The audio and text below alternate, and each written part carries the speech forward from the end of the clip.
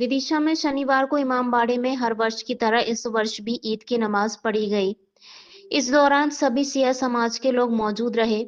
अपने हाथों में काली पट्टी बांधकर ईद की नमाज अदा की और सिया समाज के लोगों ने हिंदुस्तान जिंदाबाद के नारे लगाते हुए अमेरिका मुर्दाबाद के नारे लगाए और कहा कि हम लोग उन ताकतों का विरोध करते हैं जो ताकतें पूरी दुनिया पर अपना राज जमाना चाहती हैं, पूरी दुनिया में अशांति फैलाना चाहती हैं। इसलिए अपने अपने हाथों में काली पट्टी बांधकर अमेरिका का विरोध किया और पूरे देश में शांति, अमन, चैन की कामना की। फिर किसी भी मसलक का हो।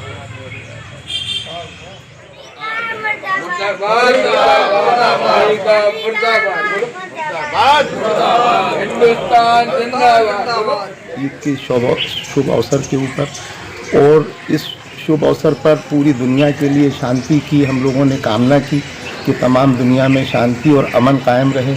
और हमने अपने हाथ पे काली पट्टी बांध करके विरोध किया है अमेरिका का और उन ताकतों का जो दुनिया में अशांति फैलाना चाहती हैं, जो एक डंडे से पूरी दुनिया को हाँकना चाहती हैं, पूरी दुनिया पे अपना राज करना चाहते हैं।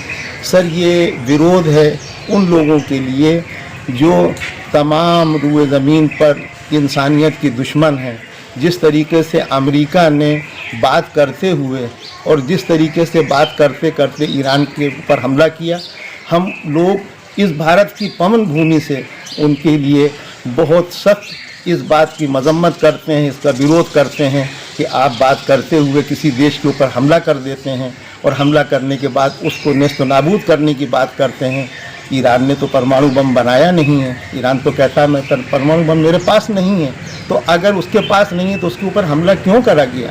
अगर उसके ऊपर हमला किया गया तो ये अवैध है। और भारत के उन तमाम लोगों से, जैसे यूरोपियन कंट्री हैं, उन्होंने भी कहा कि हम अमेरिका का साथ नहीं देंगे, इसलिए कि वो अपनी जंग उसने जानबूझ के जंग की है, वो अपनी जंग को स्वयं लड़ें।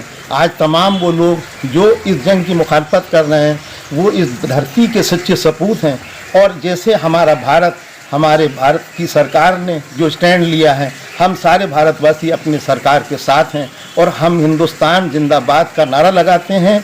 और भारत बिस्मिल्लाहिर्रहमानिर्रहीम। देखिए, हम हर साल ईद को जैसे मनाते हैं कि बहुत खुशी के तरीके से, बिल्कुल ईद वैसे ही हमने मनाई, क्योंकि ईद जो है वो अल्लाह का फरमान है और हर साल वैसे ही मनाई जाती है। लेकिन ये काली पट्टी बांधना इस बात की दलील है और ये गम जाहिर करती है, चूँकि हमारे गुरु यानी सैयद अली ख़ामनेई साहब जो शहीद हुए हैं, उनके गम में हम लोग ये पट्टी को बांधे हुए हैं। और एक ये एहतजाज भी है जो जालिमीन हैं, जो जुल्म कर रहे हैं उनके लिए, कि देखो हम ख़ामनेई साहब को शहीद करके, हम लोग जिसे ख़ामनेई साहब को शहीद करके कामयाब हो गए, नहीं बल्कि हम लोग भी ख़ामनेई साहब के साथ हैं। और ये एहतजाज करते हैं कि देखिए उन्होंने अपनी जान गवाई किस लिए? मजलूमों का साथ दिया। अब जानते हैं जो गाज़ा फ़िलिस्तीन पर जुल्म हो रहे थे और तरह तरह बच्चों को शहीद किया जा रहा था, सिर्फ इमाम अली ख़ामनेई उनके हक़ में बोले और उन पर बग़ैर बताए हुए हमला किया गया, उन्हें शहीद कर दिया गया।